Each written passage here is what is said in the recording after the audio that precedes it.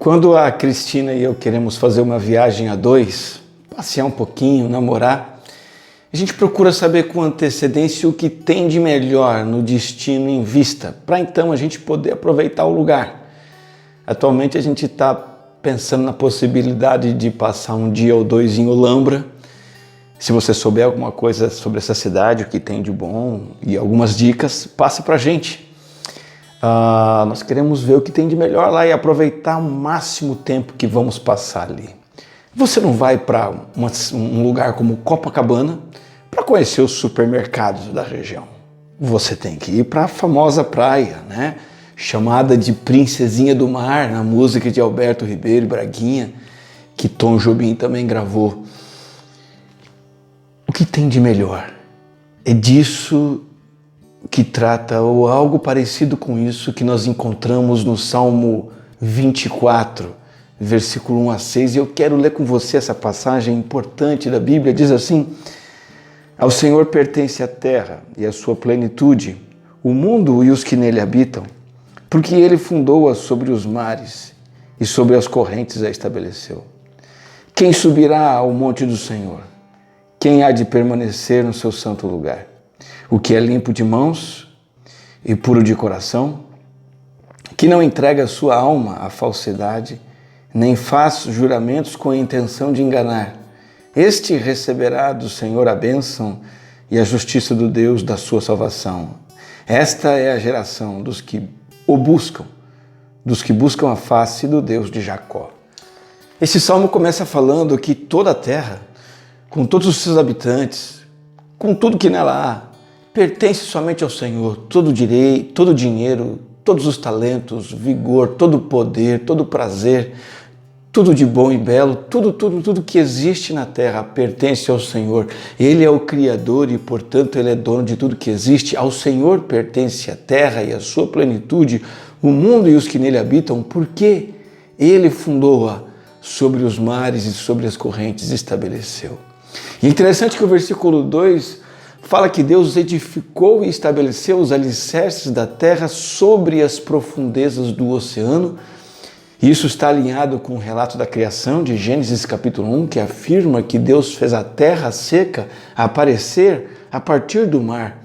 Gênesis 1:9 diz: Então Deus disse: Juntem-se as águas que estão debaixo do céu num só lugar, para que apareça uma parte seca. E assim aconteceu. Deus chamou a parte seca de terra e as águas de mares, e Deus viu que isso era bom. Um cientista chamado Alfred Wegener propôs uma teoria conhecida como a teoria da Pangeia.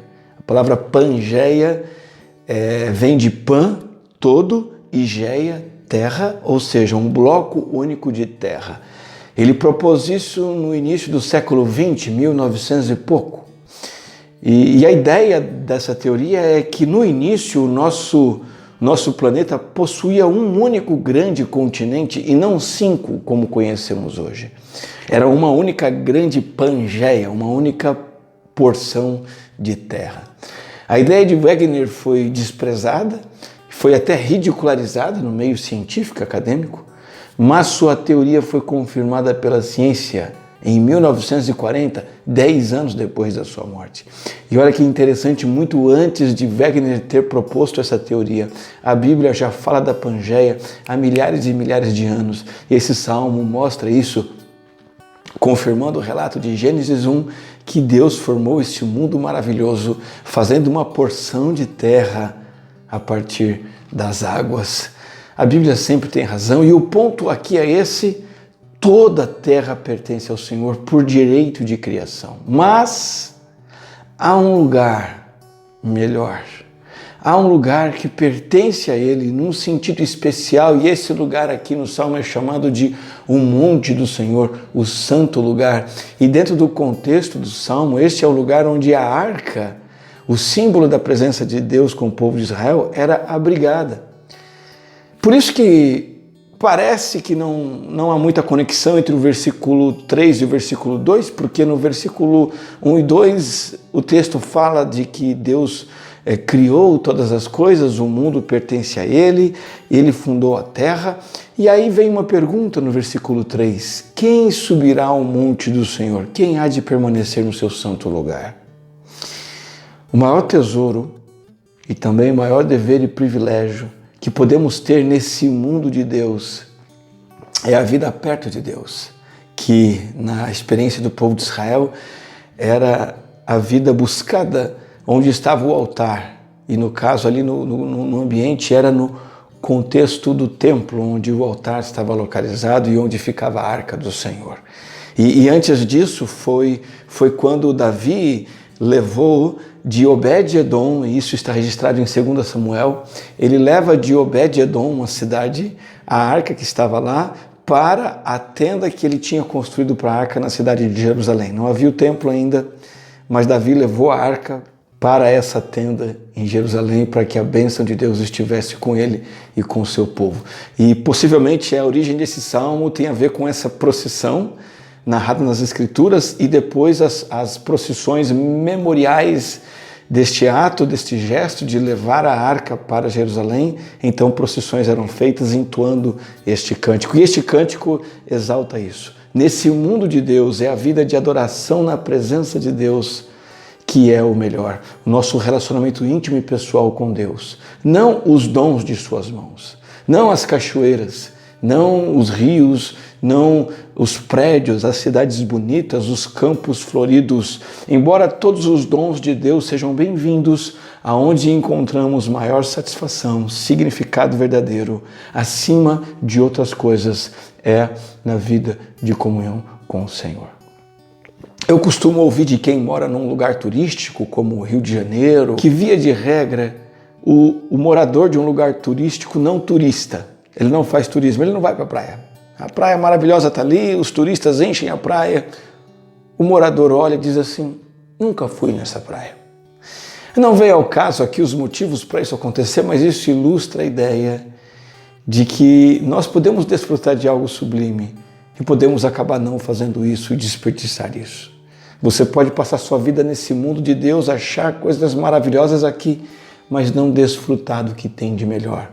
O verdadeiro Deus deste mundo e não somente o mundo desse Deus. Todas as pessoas habitam no mundo criado por Deus, mas será que todos desfrutam do acesso à presença de Deus? Não. Esse acesso é restrito. O versículo 3 nos diz que conhecer a presença desse Deus e estar nesse lugar e desfrutar dessa comunhão é como subir a colina ou o monte. E qualquer subida, qualquer escalada sempre é uma luta.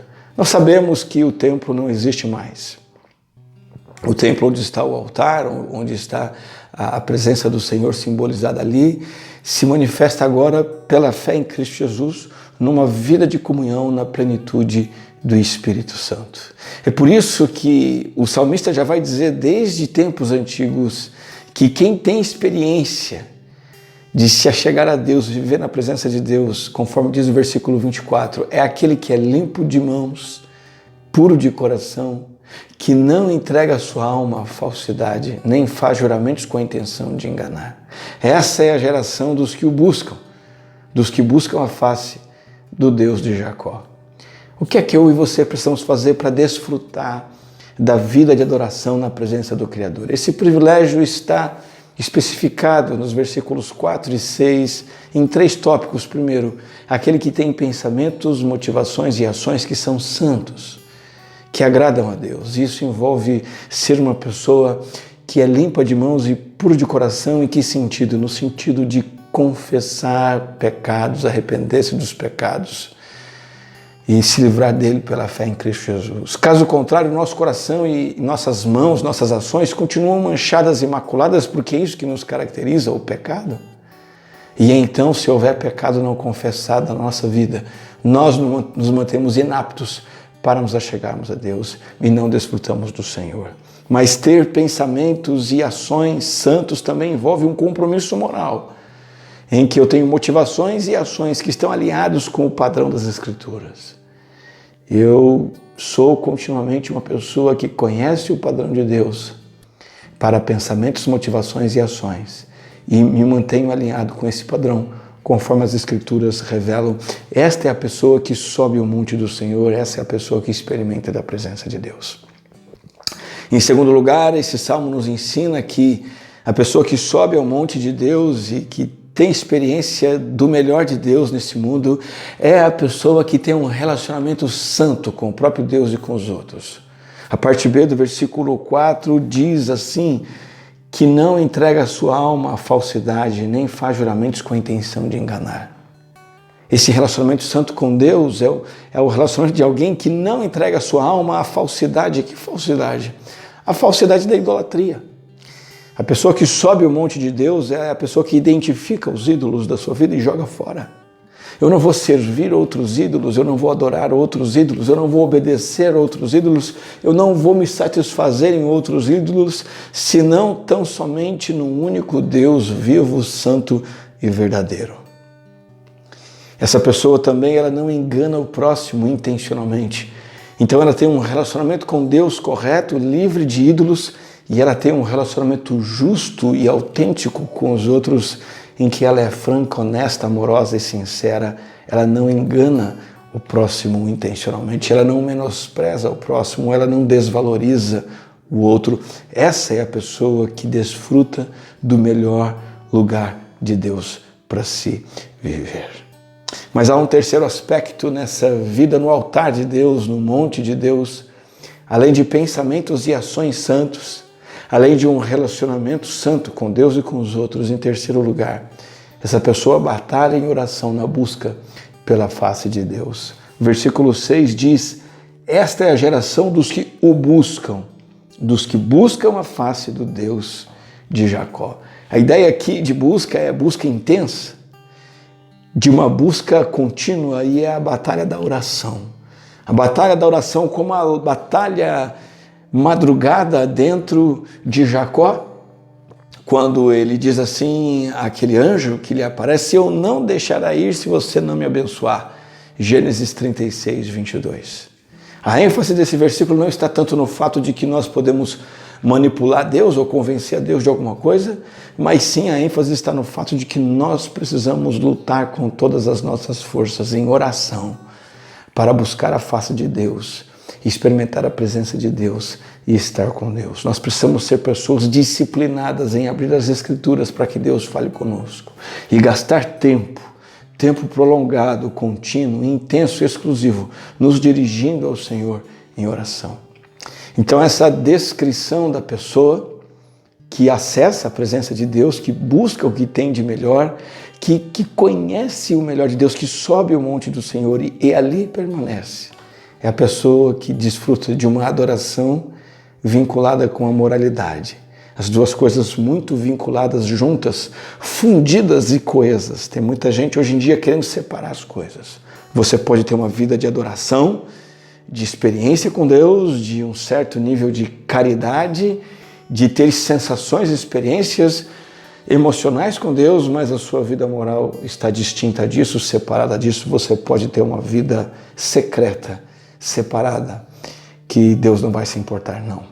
O elevado padrão moral de santidade sexual, santidade nas palavras, santidade com as finanças, santidade prática, está muito vinculado com a adoração, o fervor e a devoção ao Senhor. Essas qualidades que são um exemplo não significam perfeição, a possibilidade impossível de viver sem pecado, mas elas se referem a uma integridade de vida, uma integridade essencial, básica, que mapeia, que permeia e que preenche a minha motivação interior e a minha conduta exterior. Eu quero concluir essa reflexão mencionando o versículo 5 do Salmo que diz, este receberá do Senhor a bênção e a justiça do Deus da sua salvação. Essa pessoa que é tanto piedosa quanto justa, fervorosa e obediente, ela clama ao Senhor com devoção e ela vive uma vida santa. Ela receberá as bênçãos da aceitação de Deus. Ela busca a face de Deus e encontra a face de Deus. E essa é a sua porção. Esse é o seu tesouro. O que tem de melhor nesta vida? Você está desfrutando, você está experimentando o Senhor e só Ele é a fonte da vida e do amor que muitas vezes nós tentamos em vão buscar em outros lugares, em outras pessoas. e só encontramos ali decepção e desespero. Queira amar a Deus apenas por quem Ele é e conhecer a doce comunhão de Deus e a doce presença de Deus. Essa será uma jornada longa, uma batalha árdua, uma luta que vai requerer de você um compromisso e uma busca diária, semana após semana, mês após mês, ano após ano. Que seu grande tesouro seja a vida na presença de Deus e não qualquer outra coisa ou pessoa que esse mundo que Deus criou possa te oferecer. Faça tudo o que precisa para conhecer mais e mais do Senhor e da sua presença. Arrepender-se dos seus pecados, levar uma vida correta, identificar e abandonar os seus ídolos e preservar-se numa luta de oração, buscando a face de Deus. Que você possa ser alguém que tem o melhor de Deus na sua vida. Vamos orar. Graças te damos, Senhor, por nos convidar a viver neste mundo que o Senhor criou, esse mundo maravilhoso, formado pela terra seca e pelos mares, e é aqui que encontramos tudo o que precisamos para subsistir.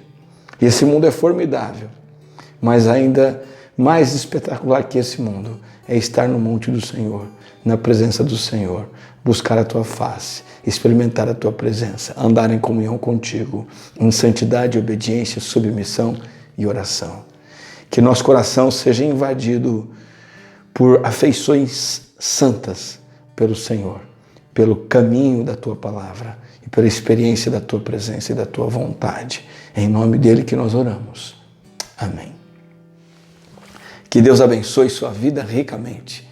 Se você gostou dessa mensagem, falou ao seu coração, deixe seu comentário aí, deixe seu like nesse vídeo, se inscreve no canal da nossa igreja e compartilha com bastante gente, para bastante gente receber a mensagem da palavra de Deus.